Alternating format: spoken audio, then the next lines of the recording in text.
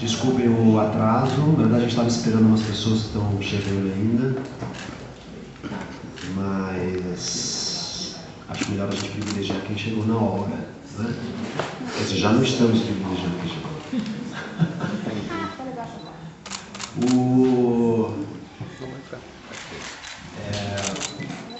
Bom, começar dizendo que é a primeira vez que eu venho a Vassouras, que eu estou muito impressionado com essa primeira edição do festival, como a cidade está mobilizada, né, para esse festival de cinema. Parabenizar as pessoas responsáveis pela ideia de fazer um festival de cinema aqui em Vassouras, as pessoas responsáveis pela organização e manutenção do festival. Tenho certeza que vai ser um sucesso esse festival, muito grande para a cidade, inclusive. Então, eu acho assim, eu vou falar um pouquinho do que eu acho importante falar e depois a gente já começa uma conversa que eu acho mais interessante do que eu ficar discursando aqui, né? Então eu queria começar falando que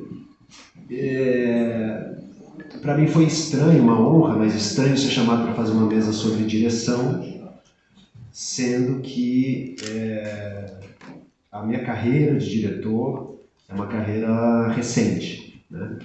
Então eu falei, meu Deus, vamos lá falar sobre direção. Então eu queria falar sobre isso.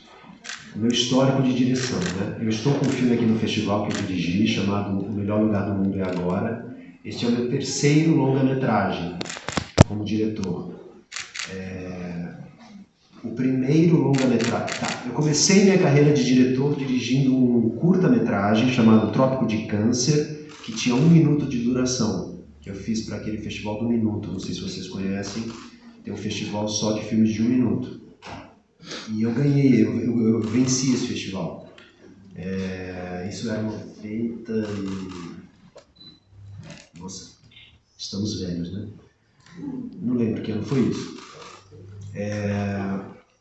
Depois, uma produtora me contratou para dirigir um documentário sobre a dona Aracy Moebius, que foi a segunda esposa do Guimarães Rosa. Inclusive, a Rede Globo acabou de fazer uma série sobre ela. Eu dirigi esse filme já tem uns, talvez 10 anos, quase 10 anos. Talvez um pouco menos, mas... Enfim, essa produtora achou que eu tinha que dirigir esse filme por causa da minha ascendência judaica e para contar essa história dessa mulher que salvou algumas pessoas de serem mortas ali na Alemanha nazista. Eu dirigi esse documentário está disponível hoje em dia para quem se interessar. Ele chama Esse Viver Ninguém Me Tira. Ele venceu o Festival de Cinema Brasileiro de Los Angeles como melhor documentário e ele esteve na mostra competitiva do Festival do Rio e na mostra competitiva do Festival de Gramado. Se alguém tiver interessado nesse documentário, ele está disponível hoje num canal chamado Arte 1, que hoje em dia tem um streaming também do Arte 1, então vocês conseguem achar esse documentário lá. Muito bem, isso foi uma produtora que me contratou. Anos mais tarde, em 2018, a gente estava naquela maluquice de eleição que resultou no atual estado das coisas que a gente está vivendo hoje em dia.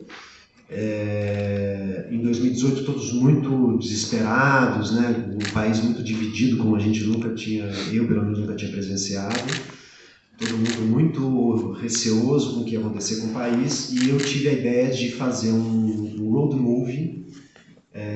Eu estava ensaiando uma peça com uma atriz chamada Georgette Fadel, que é uma super atriz, e numa roda de conversa ela falou: eu vou me candidatar à presidência para acabar com essa palhaçada, não sei o quê. E aí eu fui para casa e no banho eu fiquei pensando, poxa, todo mundo riu, né? Obviamente que era uma brincadeira dela, mas eu fiquei pensando na possibilidade concreta de um artista ser um presidente da República. Isso antes do Zelensky, muito tempo antes do Zelensky.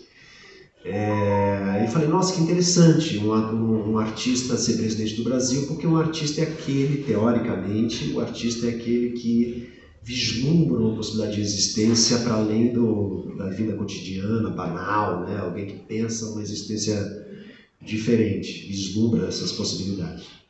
E aí falei, Georgette, vamos fazer um filme sobre uma atriz que decide se candidatar à presidência e vamos tentar passar o Réveillon daquele ano, que seria também o dia da posse do futuro presidente, que a gente não sabia qual seria, longe do Brasil. Vamos tentar passar o Réveillon nos braços do Mujica. Então a gente entra num ônibus com uma equipe de cinema e vamos de ônibus até o Uruguai para tentar passar a virada do ano com o Mujica, sem avisar o Mujica, obviamente. E dentro desse ônibus tem a Georgette, que é comunista, e eu coloquei um amigo meu que tinha votado no Bolsonaro. Então a gente reproduziu um microcosmo dentro daquele ônibus do país dividido, e foi muito interessante, chama-se Partida, sem o artigo, só Partida, e ele agora está na Amazon Prime, para quem quiser também, está disponível na Amazon Prime. Esse filme ganhou o festival... Bom, ele participou também do Festival do Rio, na mostra competitiva, numa mostra paralela. E esse filme ganhou 2 festivais muito importantes fora do Brasil, o Festival do Porto e o Festival... Nossa, estou ficando velho já, cara. Festival... já vou lembrar. Um festival na Espanha muito importante também, que me fugiu o nome agora da cidade. Málaga, acabei de lembrar, Festival de Málaga. E ganhou alguns prêmios aqui no Brasil. Foi um filme muito legal, um filme feito absolutamente sem patrocínio, sem lei de incentivo, um filme totalmente tirado do bolso, sem roteiro, um road movie mesmo. Durante todo o processo eu nunca soube se a gente teria ou não um filme, e virou um filme que eu tenho muito orgulho. Está lá disponível na Amazon Prime para quem quiser, chama-se Partido. Por que eu estou falando desses dois? Porque esse terceiro, que é o filme que está aqui no festival, que se chama O Melhor Lugar do Mundo é Agora, assim como o Partida, não é um projeto, eu tenho sido este diretor. Com exceção daquele primeiro que eu fui contratado para fazer, eu tenho sido este diretor que tenho achado no cinema a possibilidade de responder, não no sentido de responder, dar uma resposta, porque a arte não serve para isso, muito pelo contrário, na minha opinião, a arte serve para a gente formular novas perguntas e não para responder perguntas, mas resposta no sentido de reação ao que eu acho que eu preciso reagir. Insiste nesse discurso de que o governo não tem que incentivar a cultura, que eu acho uma besteira. Tanto agora já estamos falando de outras coisas, mas agora já foi. É louco, né? Porque teve um ataque tão grande, a tal da Lei Rouanet, né? E as pessoas falam as coisas sem saber. E é louco porque, no final das contas, a Lei Rouanet continua aí, né? Se fosse uma coisa tão ruim, já teria este governo que atacou tanto a Lei Rouanet, já teria acabado com a Lei Rouanet. Por que não acaba? Porque a Lei Rouanet para além de tudo, é rentável para o governo, né? O que as pessoas não entendem é que quando um projeto é contemplado, primeiro que assim, o governo não contempla nenhum projeto, né, nessas leis de incentivo. O governo contempla a possibilidade de você captar esse recurso, né? Então você escreve um projeto e o governo fala, então, ok, esse projeto é apto a captar recursos, mas não é o governo que dá este dinheiro. É a empresa que, ao invés de pagar imposto, destina uma porcentagem do que pagaria de imposto para este projeto. E assim faz propaganda de sua empresa, é uma maneira da empresa se promover através da cultura e a cultura poder existir. Mas alguns números assustam, né? Fala, pô, mas esse dinheiro... Sim, mas esse dinheiro não é para o artista que aparece, né? Tem uma equipe gigantesca tem uma estrutura gigantesca, tem um equipamento gigantesco, tem gente trabalhando, tem emprego gerado e tem um mercado em volta, no entorno do acontecimento cultural, né? Motorista de aplicativo, pipoqueiro. É uma coisa que eu tenho dito muito para os meus amigos, assim. Claro, nós somos cidadãos, nós somos, né? A gente tem que ir para a rua, a gente tem que ir para as redes sociais, a gente tem que se colocar, a gente tem que fazer nosso papel social e como cidadão, como habitante desse planeta, desse país, nesse momento. Mas nós somos artistas, a gente escolheu ser artista. Então a gente não pode só, na minha opinião, ficar só neste lugar e esquecer do artista. O artista é aquele que, na minha opinião, que olha em volta, né? Percebe o momento que está vivendo, percebe o mundo e tem necessidade de devolver, assim como um camarão que come o lixo do mar e devolve em alimento sofisticado, a gente tem um pouco essa função. Quem é artista? A gente não tem obrigação de ser artista, começa daí, né? Conheço muito ator que não é artista, conheço muito diretor que não é artista. Faz muito bem a sua função de ator, muito bem a sua função de diretor, mas não são artistas. Artista é aquele que não consegue não fazer alguma coisa. Então eu não consegui olhar para aquela eleição e não fazer nada. Eu não consegui olhar para a pandemia e não fazer nada. E quem consegue, também tudo bem, tudo certo. Mas se você é um artista, isso tem que vir primeiro. Esse roteiro que você escreveu, que eu não sei o que é, não faço ideia do que seja, ele tem que ter nascido não de uma vontade de eu quero fazer um filme, sabe? Quero fazer um filme, vamos ver. Eu tô com essa discussão, olha que louco, essa semana com esse produtor que fez o Partida junto comigo, que ele falou, Caco, vai abrir um edital, pensa em um filme, pra gente entrar nesse edital. Eu falei, bicho, como é que não é assim? Não, mas é um edital, se a gente ganhar, você vai ver com dinheiro, você vai ter ideias. Eu não consigo entrar num edital sem... Para mim a ordem é outra, sabe? Eu preciso falar de tal coisa, estou sentindo necessidade de falar de tal coisa. Então eu vou escrever um roteiro, vou procurar um livro, vou me inspirar numa obra, vou escolher sobre o que eu quero dizer, que aquilo faz sentido para mim, e aí eu vou partir para captar recurso para viabilizar aquela obra. Se você não conseguir, ou conseguir metade, você vai fazer com a metade. Aí vai ter que ter criatividade de novo. Você vai fazer com a metade. Agora, isso também é um problema, né? Porque reforça um pouco o discurso de que diz, então se você consegue fazer pela metade, então faz pela metade. Só que o que a gente tem que reforçar é assim, ok, eu consigo fazer pela... Crítica de cinema, né? Como é que você, como diretor, agora está vendo todos os textos críticos que saem sobre os seus trabalhos, se você lê, se isso de alguma forma complementa o teu, não sei, o seu pensar criativo, se era aquilo ali, se a ideia bateu, né? O que o cara fez, o que a pessoa pensou, o homem, a mulher, o crítico de cinema, e você, quando você fez o filme e tudo mais, essa tua relação com a crítica de cinema?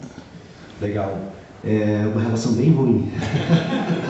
Eu sou muito suscetível a críticas, o que é bom e ruim. Vou contar então um caos para você.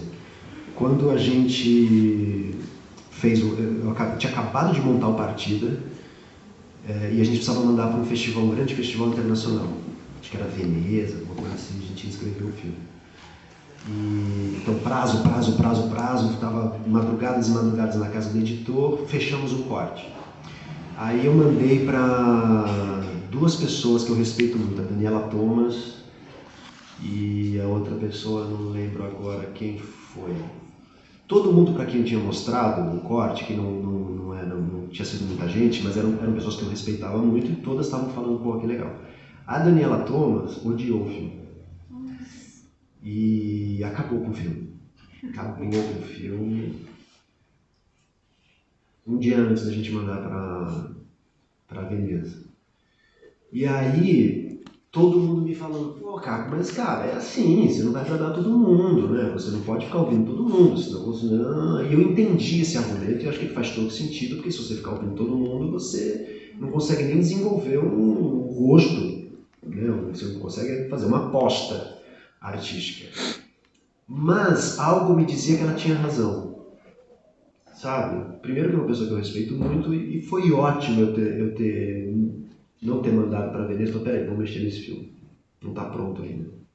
Não é nem porque ela gostou ou não gostou, mas ela apontava coisas ali na crítica dela que me fez entender que algumas coisas não estavam tão claras quanto eu achei que estavam. E isso me fez mexer no filme todo e graças a Deus ele começou a ganhar prêmio, a ser aceito em festival a partir daí. Então eu gosto de ouvir. Eu fico dias pensando, fico com raiva de quem não gosta, mas sempre acho que ele tem a razão em algum lugar, sabe? Das pessoas que eu respeito, obviamente, né? Assim, não que eu não respeite, tem gente que eu não respeite, mas assim, pessoas que eu respeito no sentido... que eu sei que tem um olhar apurado, atento, né? Este filme, a gente teve uma pessoa que não gostou dele até agora. Um crítico importante, assim, todos os outros gostaram muito. E penso nele todo dia. Gente, será que ele tem razão, cara? Mas eu acho que ele não tem razão não, cara. Eu acho que ele não... Mas talvez ele tenha razão, isso fez a gente repensar muita coisa, porque este filme de hoje, ele precisa que você... eu não quero dar spoiler, que eu não sei se vocês vão assistir. Mas ele precisa que você primeiro conheça a realidade brasileira que aconteceu durante a pandemia com a classe artística e precisa que você entenda que ele não é bem aquilo que ele está dizendo que é. E esse cara não entendeu, ele foi na literalidade do filme, sabe? Ele entendeu o avesso do avesso do avesso.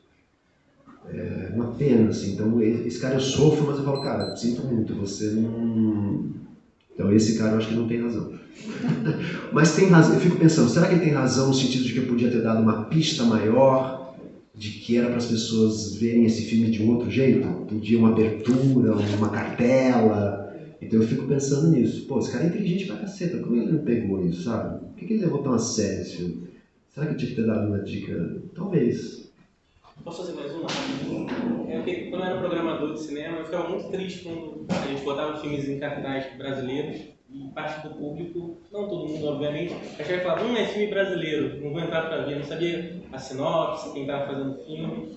E eu fui sentindo isso, que existe parte do público ainda, pelo menos naquela época, uns 3, 4 anos atrás, tinha muito preconceito, até mesmo preconceito com o cinema brasileiro, o cinema feito aqui, né? Trabalhadores brasileiros. Eu acho que isso está mudando um pouco, queria saber a sua opinião, se você já percebeu isso de parte do público. Pois então eu vou te contar uma história pior que essa. Eu estava num cinema, já que você foi no cinema, em São Paulo, dentro de um shopping, e a pessoa foi... Eu vi isso, a pessoa numa fila gigantesca, com um monte de filme, né? E a pessoa perdeu o horário do filme dela. E aí viu um cartaz, que era de um filme brasileiro, que se chamava, inclusive, Eu Daria... Esqueci o nome do filme. É um grande título. Eu receberia as piores notícias. Isso, eu receberia as piores notícias dos seus... Exatamente. E aí falou assim, tava na hora do filme, falou assim, e esse filme? E a pessoa tava vendendo ingressos assim, Brasil. Jura? Cara, eu quase voei no pescoço dela. Né? Não, esse é um filme brasileiro. Mas está mudando, eu acho que está mudando. Eu acho que está mudando também graças ao... eu tive essa conversa, não sei com quem, um tempo atrás, mas acho que o streaming está mudando a nossa... Tem muita coisa ruim no streaming, né? Mas tem muita coisa legal, no sentido da complexidade dos personagens. As pessoas estão entendendo o que é um bom personagem. As pessoas estão entendendo o que é uma trama sem precisar ser tão explicadinha, sem precisar ter tanta trilha sonora. Eu acho que o streaming está trazendo uma sofisticação, assim, não de linguagem cinematográfica, mas de de alguns elementos da dramaturgia audiovisual muito interessantes, assim, porque a gente estava muito acostumado com novela, né? A gente foi formado com novela, e a novela tem uma lógica, né? E você precisa repetir, assim, semanalmente as mesmas coisas, que a pessoa pode ter perdido um capítulo. Então é de propósito, as pessoas falam as mesmas coisas, os personagens, você tem que reconhecer facilmente quem é bom, quem é ruim. Não, mas ele não era bom, o que ele está fazendo, né? Não existia muita complexidade de personagem. Eu acho que o streaming abriu essa... Opa! Olha, esse personagem Breaking Bad, né? Caraca, o cara é isso, mas também é aquilo. Sim, e também é aquilo outro. Espetacular. Espetacular, mas é uma coisa que a gente não... E acho que o cinema brasileiro também, claro, tinha uma coisa assim, sempre foi tão difícil, né? Eu acho que, aí o nosso colega pode falar melhor do que eu, assim, mas os diretores, via de regra, conseguiam fazer filme de 5 em 5 anos, né? Quando conseguiam, assim. Então, quando você de 5 em 5 anos conseguia um orçamento para fazer um filme, tinha que ser o filme, né? Porque só vai fazer o próximo daqui a 5. Então, tinha também tenho medo de usar essa palavra, mas uma pretensão, uma obrigação de se fazer sempre uma grande obra. O cinema argentino foi para um outro caminho. O cinema argentino falou muito da classe média, né? Falou mais do cotidiano, e foi dando certo. O cinema argentino, para quem não sabe, foi formado pelos atores de teatro. Os dramaturgos do teatro argentino, que sempre foi muito bom, foram chamados pelo time do cinema para escrever cinema mais aqui, né? Os filmes brasileiros eram todos muito épicos e tinham essa obrigação de ser épico, e aí você fazia um filme como Cidade de Deus, por exemplo, que deu certo pra caramba, aí todos os outros queriam falar da favela, sabe assim, parecia que tinha que descobrir a fórmula para o cinema brasileiro dar certo, sabe?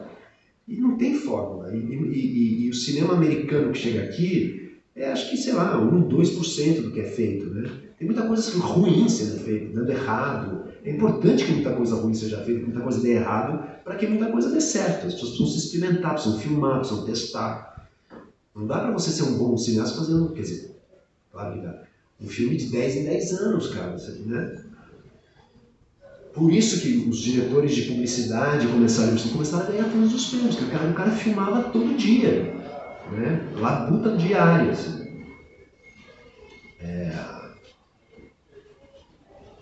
Então, e tecnicamente a gente foi melhorando muito também, né? Eu lembro, o cinema brasileiro era muito ruim de som, né? O som era muito... E a gente venceu. Então... é isso. Posso fazer uma pergunta, Caco? Claro.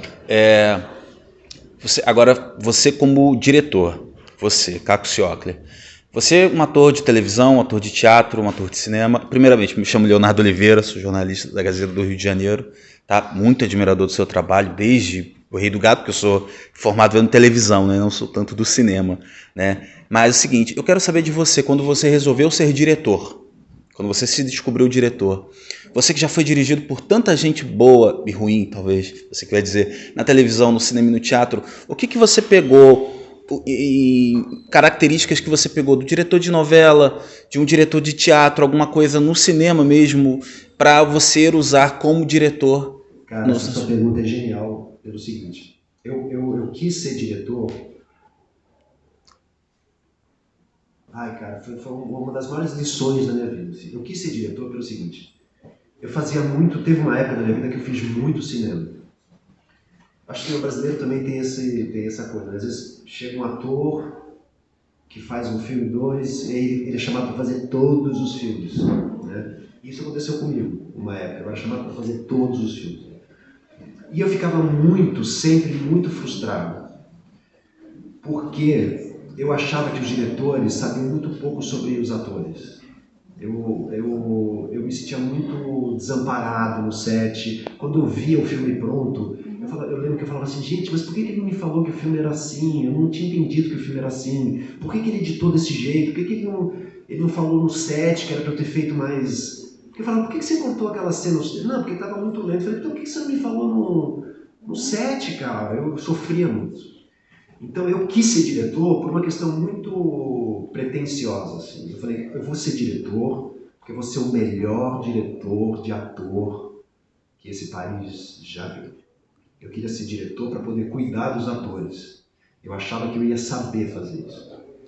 E aí eu me metia e falei, bom, o curta de 1 minuto é um curta sobre uns caranguejos, não tem ator nenhum, tem só caranguejo. Quando eu quis dirigir atores, eu fui fazer um curta-metragem, foi a pior coisa da história do cinema brasileiro, possivelmente. Ali eu entendi que, na verdade, eu era um puta de um pretencioso, sabe? De achar que o ator é a coisa mais importante no set. Ali, quando eu sentei naquele monitor e eu entendi a quantidade de coisa que tem que dar certo para um take valer, eu comecei a me achar um puta de um pretencioso e entendi que não é humanamente impossível que um diretor olhe para o ator da maneira como o ator tem que ser olhado, deve ser olhado no set. Por isso que eu sou um profundo defensor de uma profissão, de alguém que, assim como tem o cenógrafo ali, né, olhando o monitor, falou assim, não, peraí, tem uma coisa errada aqui, volta esse take. Assim como tem uma continuista ou um continuista, diz, não, isso aqui está errado, volta. Assim como tem o cara da luz, assim como o cara do som, não valeu o som. E não vale o take quando não vale o som. Não vale o take quando não vale a continuidade. Não vale o take, não. Tem que ter alguém olhando para o ator e dizer, não valeu, porque o ator não fez. Não valeu para o ator. Eu ficava puto, porque geralmente os takes que valiam eram os takes piores para mim. Porque os primeiros, que são geralmente os melhores, no meu caso, sempre o som errou, o som não valeu, a câmera não sei o que tremeu a câmera, e eu, caralho. Agora valeu. Não, pra mim não valeu, foi péssimo. Então não tem este profissional. E o diretor, não dá para o diretor olhar para o ator, porque ele tem que olhar para muita coisa. Então nesse curto eu entendi isso, falei, olha, que surra boa que eu levei. Mas foi isso que me fez querer ser diretor. Fantástico, muito bom.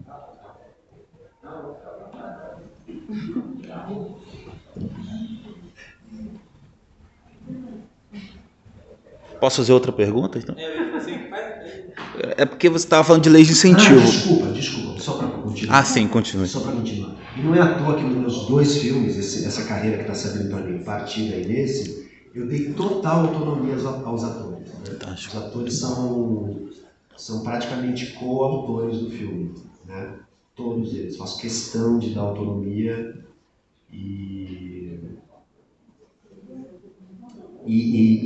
porque nessa experiência que eu tive como diretor, catastrófica, eu entendi também o ator que eu tinha que ser. Isso que eu ia perguntar. Se você se dirige também, como você lida com os seus diretores. Eu estava numa posição muito assim, o diretor me peça o que ele quer, sabe? Mas mudou, né? E eu entendi que não, cara, é tanta coisa para se preocupar que ou eu entrego, ou eu penso junto com ele, ou o esforço é meu de entender que filme é esse, sabe? A contribuição é minha, é uma posição mais ativa como ator. Ou eu tô ferrado, então eu mudei muito como ator também. Você estava falando agora um pouco de leis de incentivo.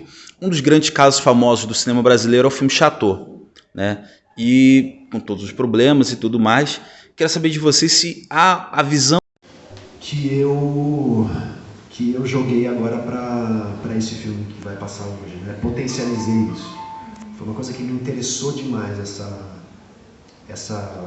esse limite. E o louco é que o Vasco, que é um gênio, falou numa entrevista uma coisa muito legal. Ele falou, a ficção está cada vez mais documental. A câmera 4K, a gente está querendo ver os poros, a verdade, né? A ficção está com essa fome de realidade. Quanto mais realista, a câmera na mão, melhor é. Sem filtro, né? E o documentário tá...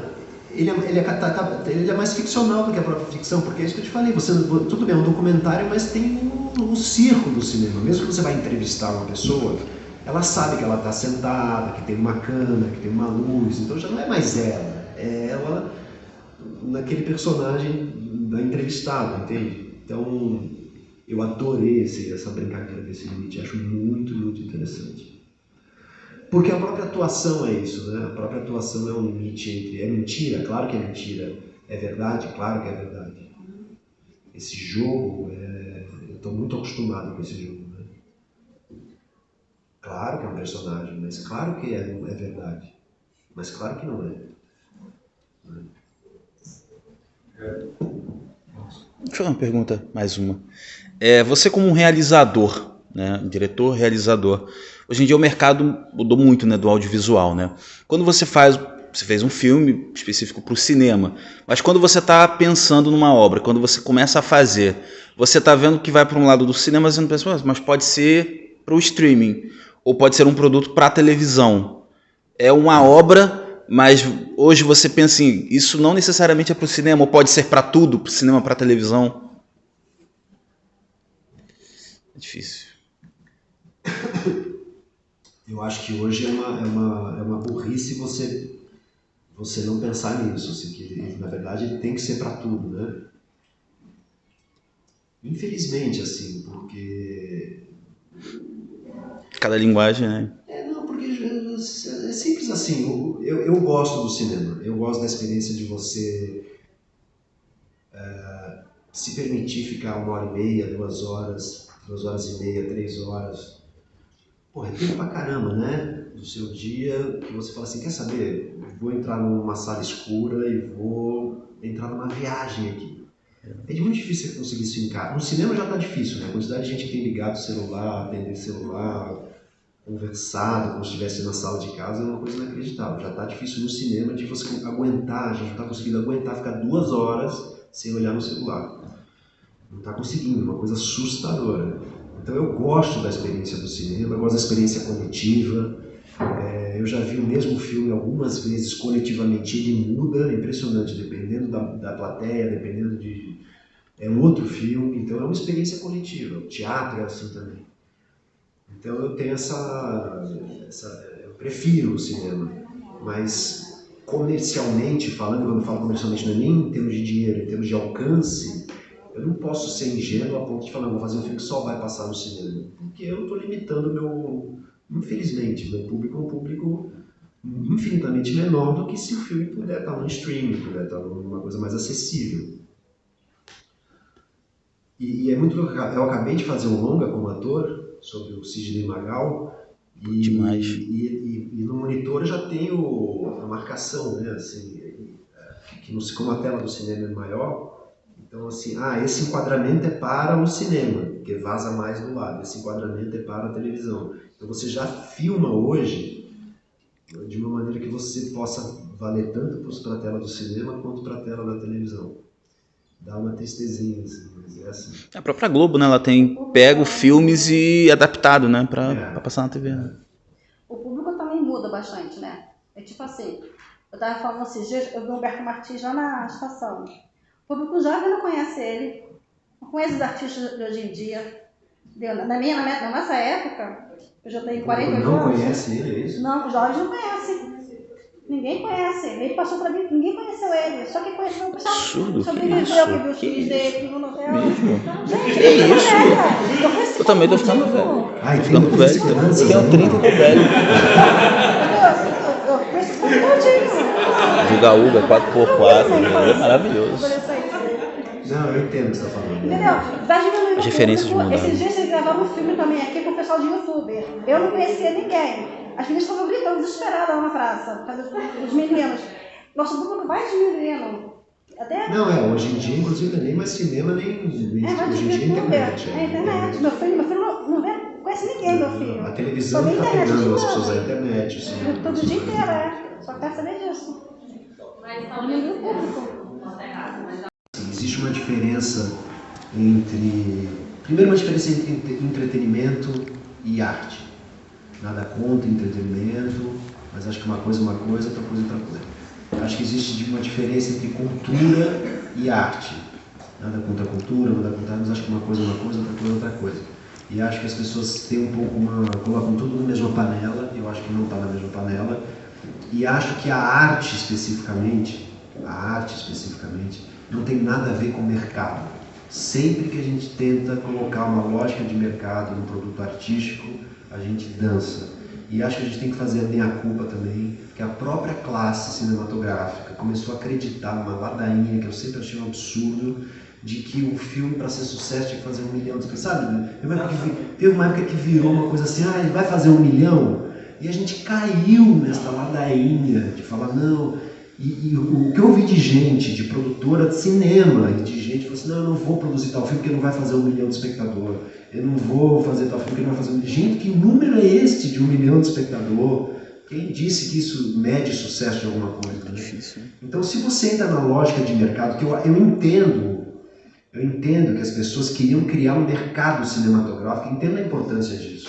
Claro, a gente tem que criar um mercado, a gente tem que criar um mercado. Mas quando a gente se vende à lógica do mercado, a gente fica à mercê da lógica do mercado. A ponto de um dono de cinema falar assim, não, eu vou botar um blockbuster, não vou botar um filme brasileiro que vai me dar mais dinheiro. Ele está errado? Na lógica dele, não. Ele é um empresário, ele não é um artista. É que a gente caiu nessa ladainha também, sabe? De medir o nosso sucesso pelo número de espectadores. Isso não existe. Isso não existe. Uma coisa, outra coisa. Então eu acho que a gente tem que lutar pela quebra da lógica de mercado. E como é que você convence? Exatamente isso. Temos um festival, a gente a gente vai ter um curso de cinema aqui. Olha que legal seria para você, empresário, que tem cabeça de empresário, se pelo menos durante o festival você fizesse, sei lá, uma amostra só de filmes nacionais, para além do, sei lá, chutando uma coisa aqui. Para que o empresário que tem cabeça de empresário diga assim, opa, talvez isso seja interessante para mim. Né? A gente tem que ir por esse lado. Assim. Que o festival tem de muito legal. Né? Curtas feitos na região. É abrir espaço. Né? Fez 2 dias com celular. É isso, abrir espaço, tem que abrir espaço. Porque não tem a ver com o mercado, não tem a ver com abrir espaço. Não tem a ver. Outra, que é uma história muito legal, que aí eu fiz uma coisa que você estava me perguntando, que é quando me chamaram para dirigir, uma ficção, eu falei, eu preciso criar um gosto como diretor. Então eu comecei a ver e a rever um monte de séries e dizendo assim, eu gosto desse plano. Por que eu gosto desse plano? Aí voltava eu gosto desse plano. Eu fui entendendo por que eu gostava de determinados planos e por que eu não gostava de determinados planos. E fui entendendo o meu gosto cinematográfico, entendeu? Foi um exercício muito legal. Então, quando eu fui dirigir, eu já tinha um gosto. Então, essa cena eu acho que eu tenho que contar assim, dessa maneira. É uma outra viagem, né? Onde é que eu coloco a câmera? São perguntas óbvias, mas fundamentais, né? Onde é que eu coloco a câmera? Por que eu vou colocar a câmera aqui? Por quê? Por que eu vou botar essa lente? Por que eu vou fechar aqui? Vai dar tempo? Quanto tempo eu tenho para fazer essa cena? Vou fazer um plano de sequência, depois eu decido na edição, eu já decido antes, sabe? Coisas que eu nunca tinha pensado, porque meus filhos são muito soltos, né? Câmera na mão, e a gente vai atrás dos atores, a gente vai atrás do que está acontecendo. Sempre com uma linguagem, mas a gente vai atrás. E ficção é outra história, é outra viagem. Muito legal. Quero fazer um longa ficcional. Ô, Cacô, justamente pegando esse trecho, esse enganche que você fez, e também quando você falou da loucura e tudo mais, você, na sua mente inquieta de artista, se você tivesse recursos infinitos, qual seria o filme dos seus sonhos? Aquele que você pudesse fazer tudo aquilo que você quisesse, que nada seria problema, você teria tudo à sua disposição. Como seria esse filme? Você está me provocando. Você está provocando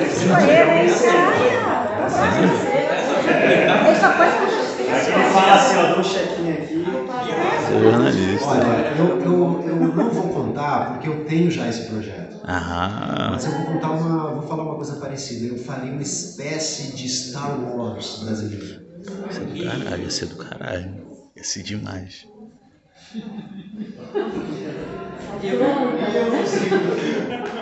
Eu tenho a ideia de fazer uma ideia de um Harry Potter brasileiro, um bichinho brasileiro. Em Vassouras. Em Vassouras. Eu sabia que alguém ia me ter. Mas ela não tudo amor. Vassouras ele é campeão do quadribol. Com É certeza. isso. Bem bolado, hein? Bem bolado, bem bolado.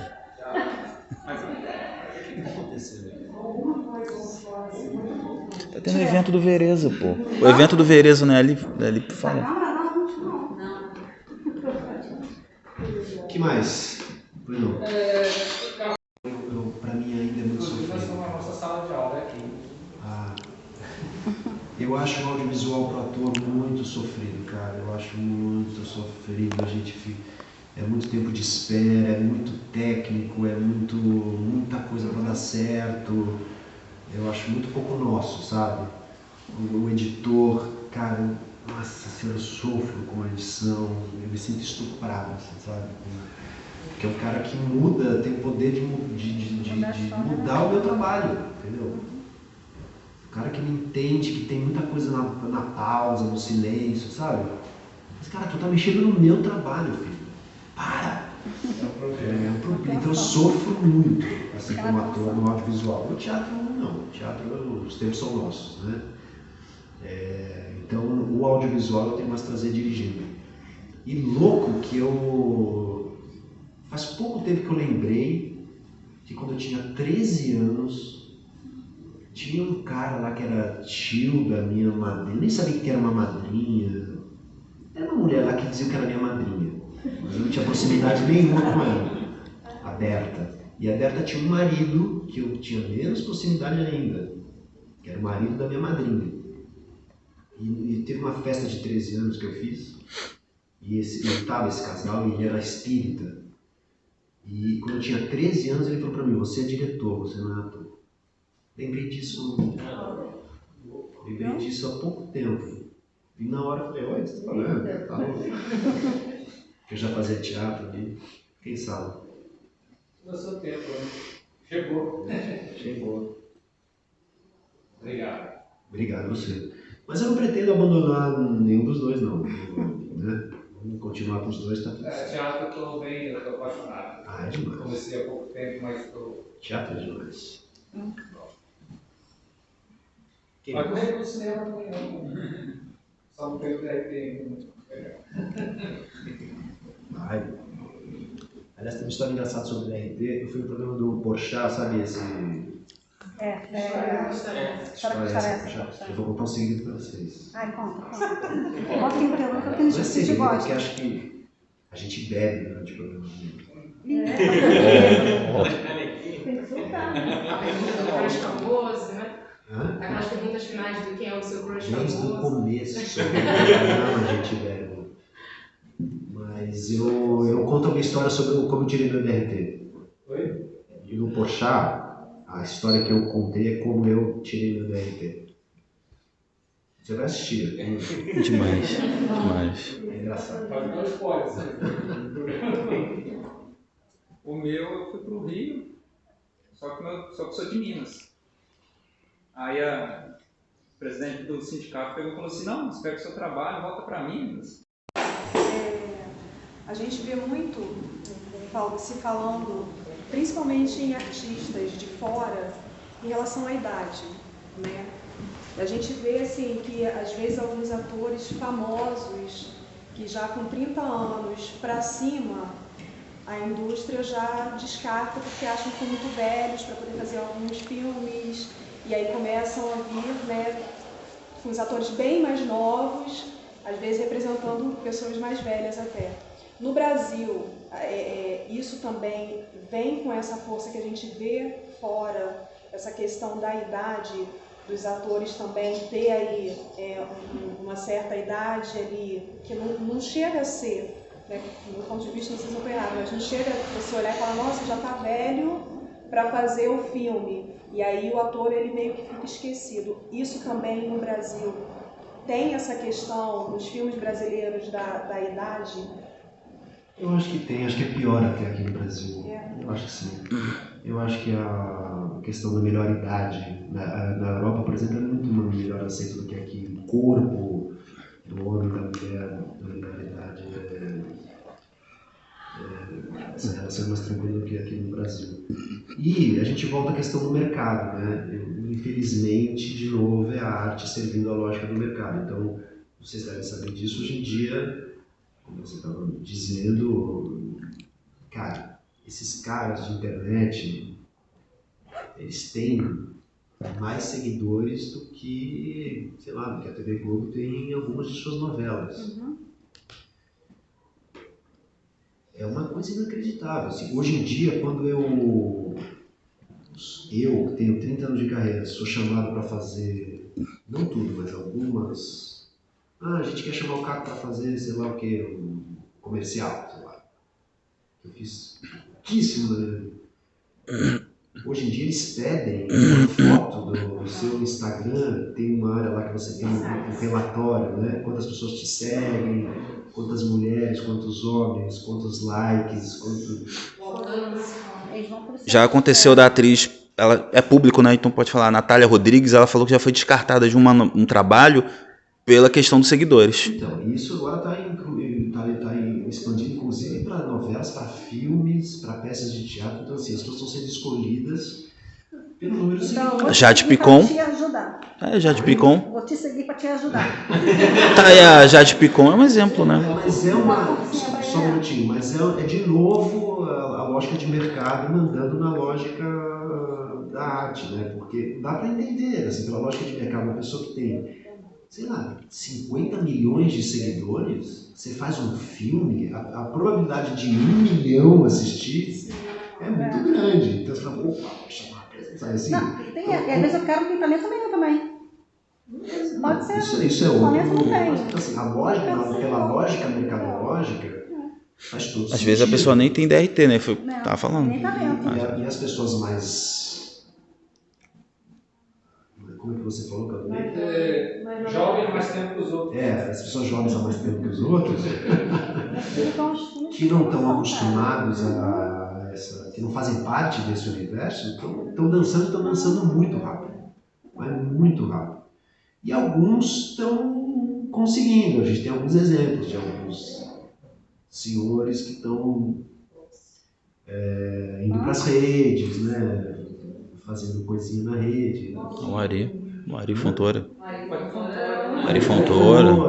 Cara, tem que ter dancinha. Tem que ter dancinha. Tem que ter dancinha, né?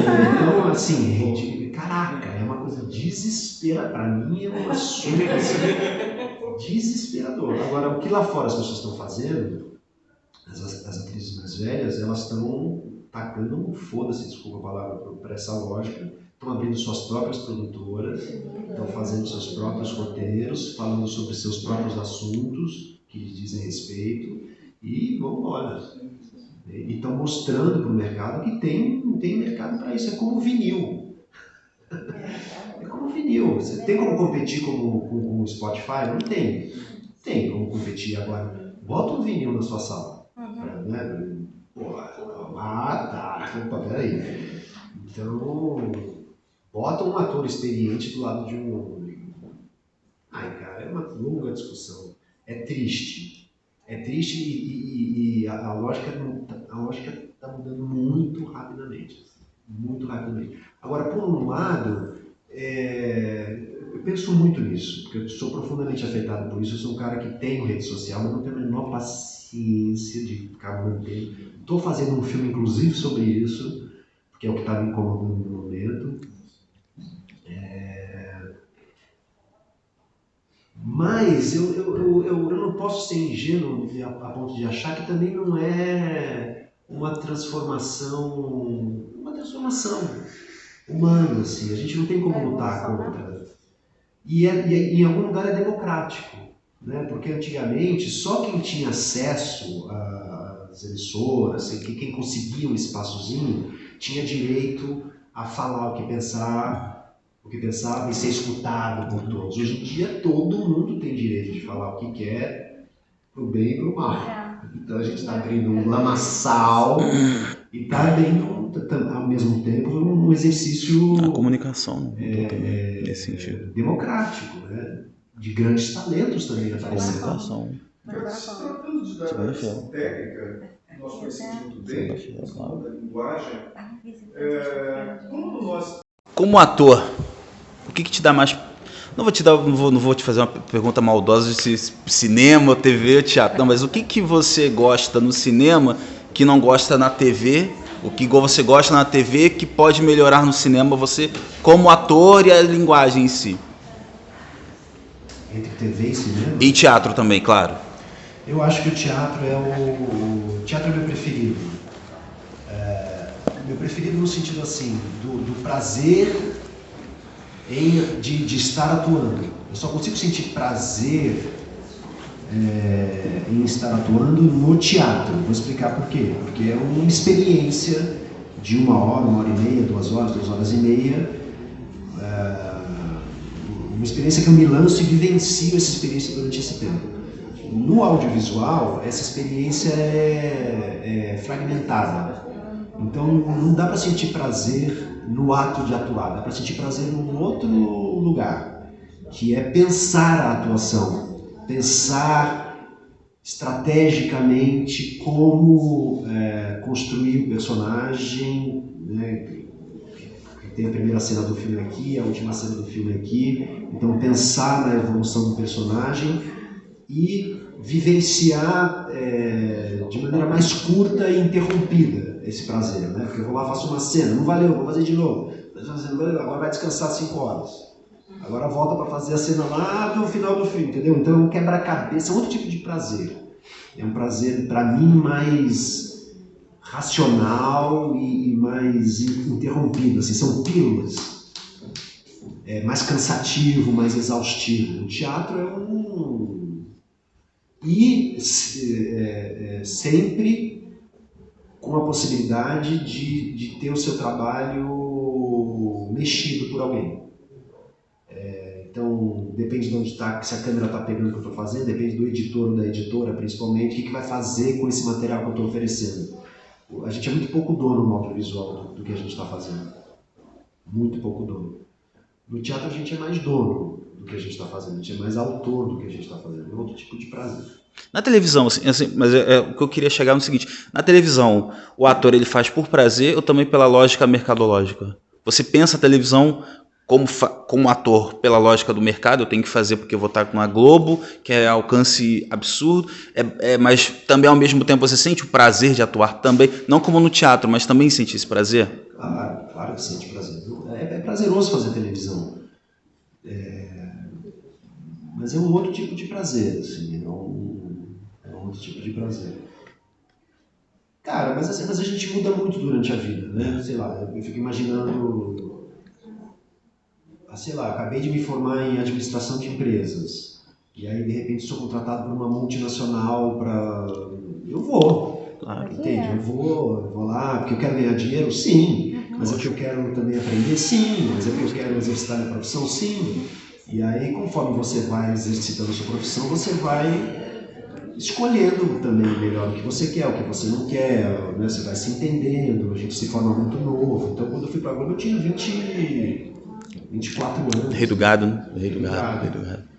Eu era um ator, assim, hoje eu sou um ator diferente, completamente diferente em tudo, assim, né? No meu entendimento de mim mesmo, do mundo, do que eu acho que é um ator, do que eu acho que é um artista, do que eu quero para minha vida, do que eu não quero para minha vida, do dinheiro que eu preciso para viver, do dinheiro que eu não preciso para... Então, assim, é outra realidade, assim. Então, se me perguntar, o ator vai para a Globo por quê? Acho que cada um vai por um motivo, mas não é só uma questão financeira, principalmente hoje em dia, assim, a Globo chama muita gente do cinema. A Globo também entendeu que se ela não der uma investida... Pô, a Globo faz muito bem o que faz, né? Estou aqui há tantos anos, assim. E agora também tem outros players, né? E é um trabalho artístico, as pessoas que estão lá são pessoas sérias, assim, de todos os departamentos.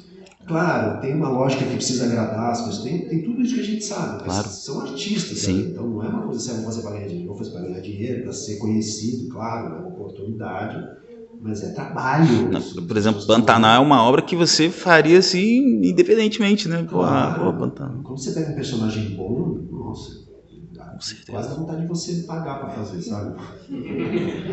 Quanto você quer para fazer esse personagem? Com certeza. Já está anoitecendo, pessoal. Estou muito ansioso em resolver nossa vida e é isso mesmo. em ter uma formação, porque a gente quer sair da casa dos nossos pais, porque a gente tem que se sustentar, porque a gente quer ganhar dinheiro, a gente precisa ganhar dinheiro, a gente quer quem eu sou, a gente quer ser assim, a gente tem um monte de prioridades aí rolando, entendeu? E é isso aí mesmo. Então, agora, quanto antes você se conectar com a sua verdade mesmo, assim, de vocês fazerem essa pergunta que eu me faço diariamente, tem que fazer assim, eu sou um artista, é isso que eu gosto de fazer, ou eu estou preso a uma necessidade de ser visto, ou eu estou preso a uma necessidade de ser famoso, é isso que, sabe assim?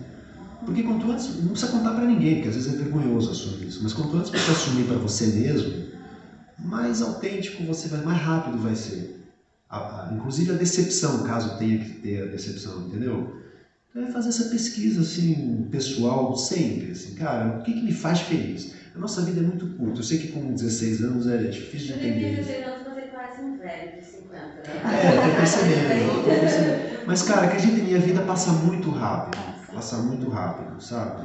E a gente tem que, quanto antes a gente entender quem é a gente, o que faz a gente feliz mesmo, sabe? Como a gente faz para ser melhor, entender que a gente não está sozinho no mundo, que a gente faz parte de um coletivo, que a gente pode contribuir para o coletivo. Quanto mais rápido a gente entender isso, melhor vai ser. Assim. Quando ele fala isso, que ele não quer ser